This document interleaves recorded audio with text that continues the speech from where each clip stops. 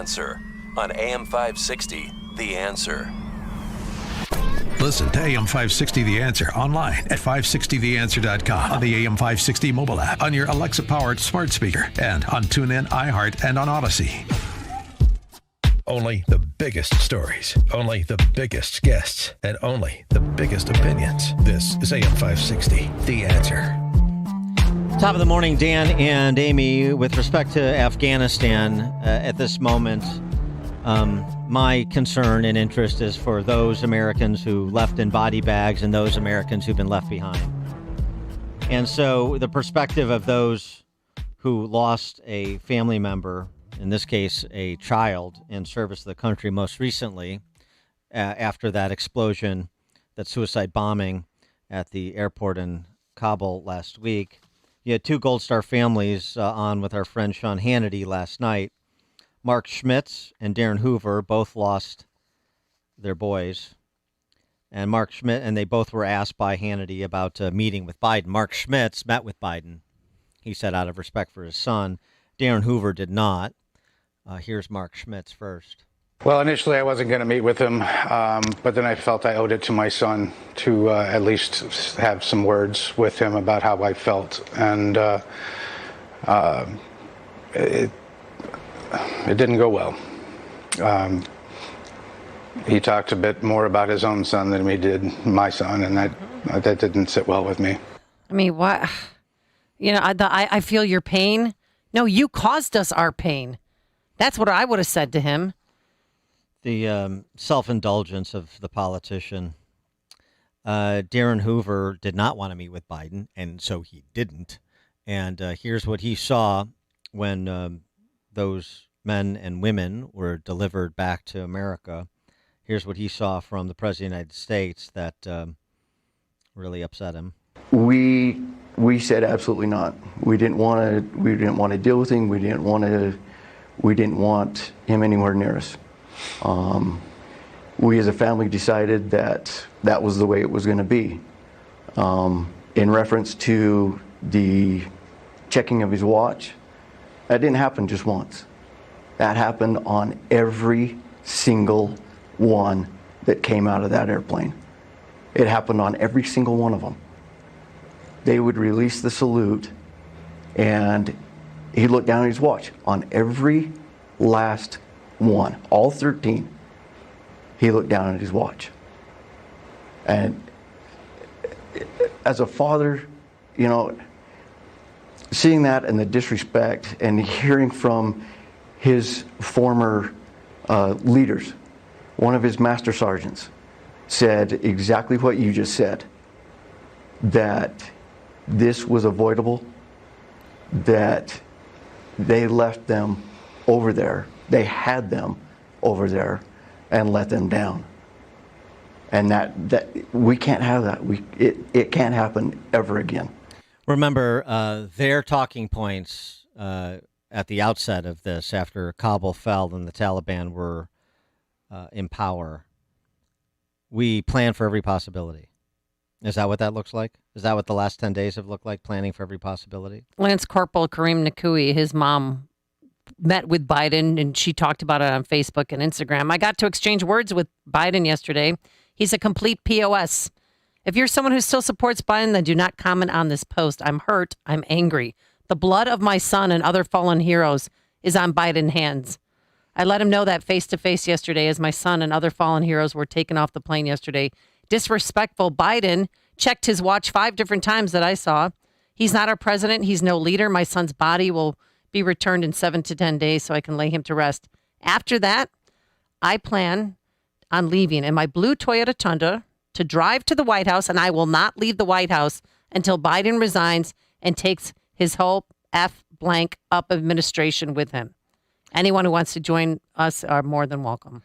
And then she was banned from Facebook and Twitter for posting that, and Facebook and Instagram for posting that. So that's the matter of those Gold Star families now, in part. And we have the additional matter of those who were purposely with knowledge, requisite knowledge, left behind. And here's what Secretary of State Anthony Blinken had to say about the those Americans left behind who want to get out. And what he didn't say, which is how we've gone from an estimate from this administration of 11,000 Americans on the ground in Afghanistan to 6,000 flown out and only 100 to 200 left who want to get out, who have not gotten out. Take a listen. We will continue our relentless efforts to help Americans, foreign nationals, and Afghans leave Afghanistan if they choose. Let me talk briefly about the Americans who remain in Afghanistan. We made extraordinary efforts to give Americans every opportunity to depart the country, in many cases talking and sometimes walking them into the airport. Of those who self-identified as Americans in Afghanistan who are considering leaving the country, we've thus far received confirmation that about 6,000 have been evacuated or otherwise departed. This number will likely continue to grow as our outreach and arrivals continue. We believe there are still a small number of Americans, under 200 and likely closer to 100, who remain in Afghanistan. So it's 100 to 200. Do we have the names? What are we going to do about it now that the military mission over? It's a diplomatic mission. The estimate is there are as many as 60,000 Afghan allies that were left behind. How's that going to work? How much ransom money can we pay? What else are we willing to do? How do we think this plays out? Well, Joe Biden is going to address the nation this afternoon. Be interested to see if he has anything to say on these pertinent topics as it pertains to those Americans and American allies left behind.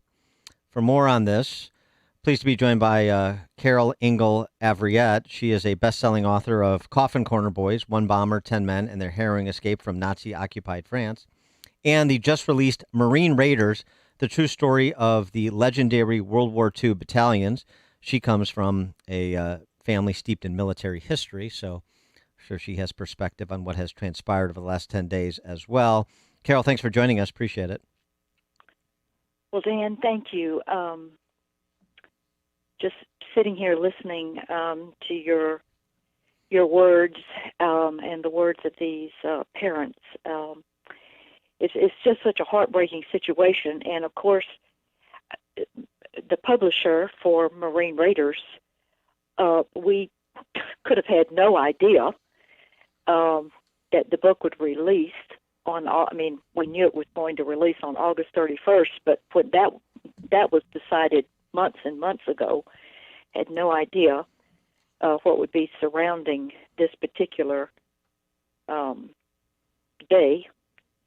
And I guess because I've spent about 4 years researching this book on Marine Raiders of World War II. And I guess because of that, and then the majority of young people that were lost in Afghanistan were Marines. I believe that one was Army, and I think another a Navy medic. If I'm right, yeah. Forgive me if I don't have those exactly right, but I believe that that's correct. But it reminds me, and this is a little off what I was going to talk about.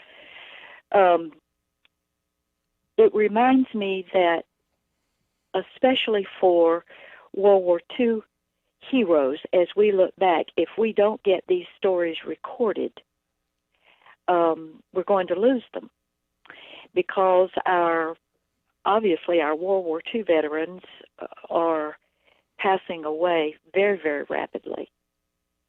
And as I ended this particular book, which is my third military history book, I asked myself, who is my audience? Who am I writing these military history books? I love to do them.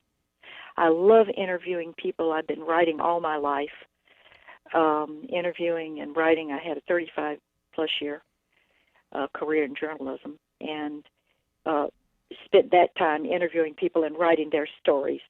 And I have so many military history people in my family, those that have served in the military, but also have been a part of the great military history of our country. Well, tell us about the Marine Raiders. These were elite forces that were in the Pacific Theater in World War II, and and give us some insight into how they served our country. Yes. Well, these were really the first major special forces units in the military. Now, there were some smaller special forces units that had developed. When I say small, I mean really, really small, specialized units. This was the first large special forces unit developed, and they went and just made an incredible mark on our major battles in the South Pacific. They participated in the first D-Day in the South Pacific, which was August 7th, 1942, 8 months to the day after the bombing of Pearl Harbor. And there were 4 battalions of these incredible young warriors. This first battalion was formed February 16th, 1942. The second one about 3 days after that, and then in the summer of 42, the 2 sister battalions, 3rd and 4th battalions, were formed.